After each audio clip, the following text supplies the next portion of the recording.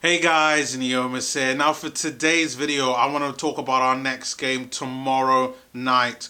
Chelsea versus Arsenal. An away fixture for the Arsenal. I'll be giving you my prediction for the game as well as all other news surrounding this game as well. Now, if you haven't done so already, please hit the subscribe button, which should be somewhere around here. Comment, like. Now, let's get started.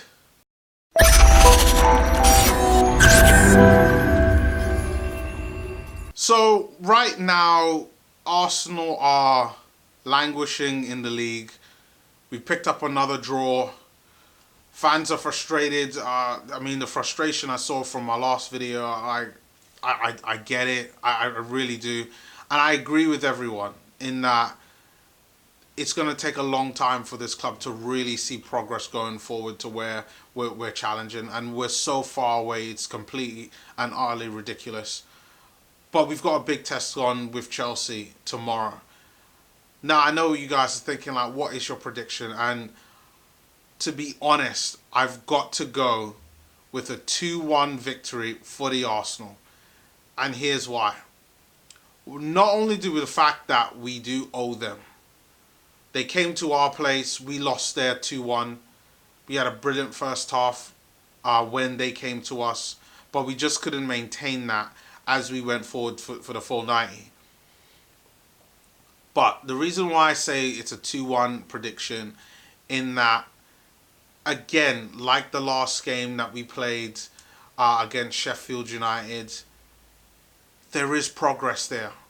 There are signs of positiveness. And I do think with that shaky Chelsea defence that we can break through.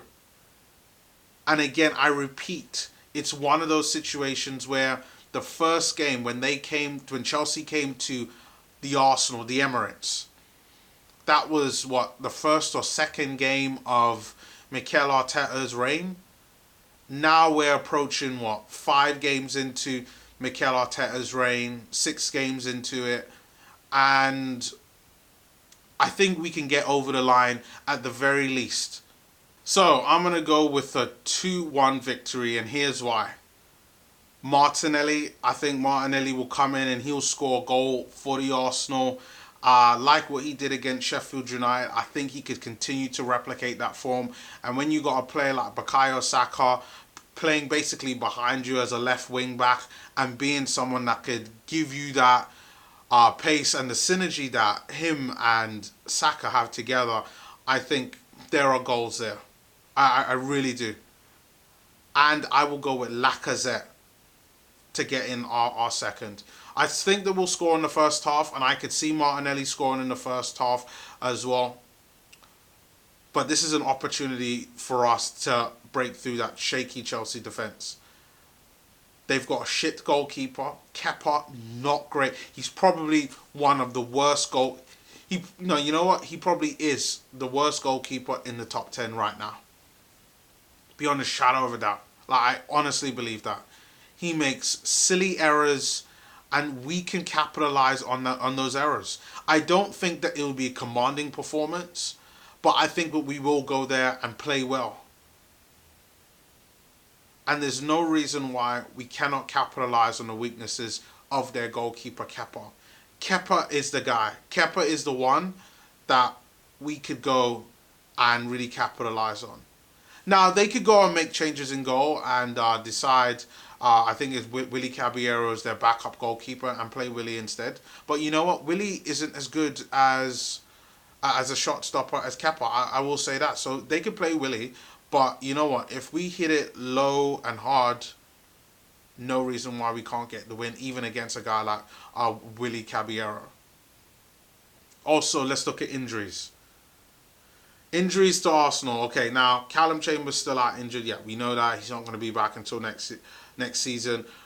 Unfortunately, Reece Nelson is out injured, which probably means that Nicolas Pepe will be out on the right with Lacazette up top. I'm going with a similar 4-2-3-1 formation with Mesut Ozil behind, who is not injured.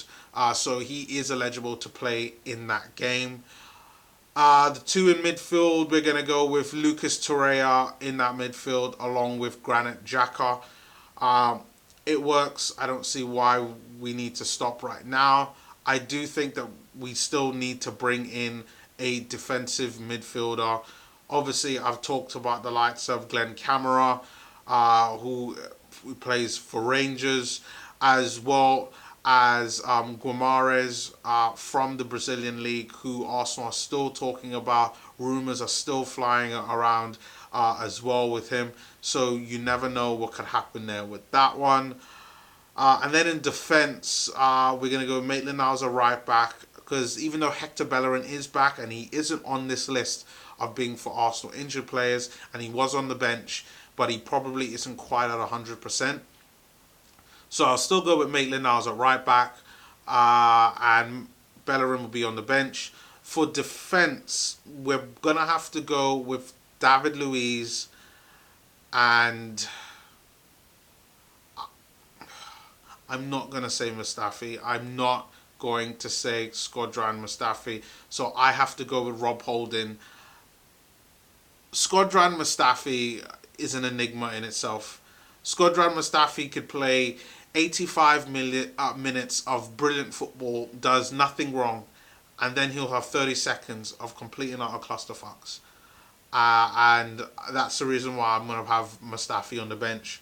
So I'll go with Rob Holding as a centre-back, because Socrates is out injured. I repeat, on the Arsenal website it says he has an illness being assessed ahead of the Chelsea game. So there is a chance that he might play, but I personally would go with Rob Holding at centre-back for that game as well. And then, like I said before, with Bukayo Saka as left wing-back, and then Bernd Leno in defence. In goal, unless something strangely happens before the game that requires Emiliano Martinez to play in goal. So pretty much strong-ish type lineup. My 2-1 prediction, yes, it is positive, and I know, judging from the comments from my last review on the Sheffield United game, a lot of people aren't expecting us to be picking up a lot of wins, or at least picking up consistent wins. And I do have to say that I do think Arsenal will struggle to pick up a consistent win run, as in like a 5-10 win game run, which is what Arsenal really need right now. It's something that on a typical season we normally pick up twice a season. Normally at somewhere in the beginning, in the first half of the season, where we'll go on a 7-8 game unbeaten run, and then we'll go and lose a few or maybe draw a few, then pick up some wins here and there. And then in the latter stages, after we get knocked out of the Champions League, then we'll go on, like near the end of the season, a 8 to 10 game winning run. And that's normally enough for us to be able to get top 4. But this season, we haven't seen any of that. We haven't seen any kind of consistent winning run. And I don't know why. I mean, at the end of the season, we'll all do an analysis on it. But it just really comes down to the lack of investment in the squad. That the teams that have been below us historically, they've all gotten stronger.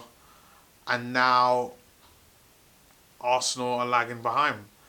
And we're not the only kind of traditionally top club that are lagging behind. You know, you see it with Manchester United, who are lagging behind as well. I won't say Tottenham because they're not a top club.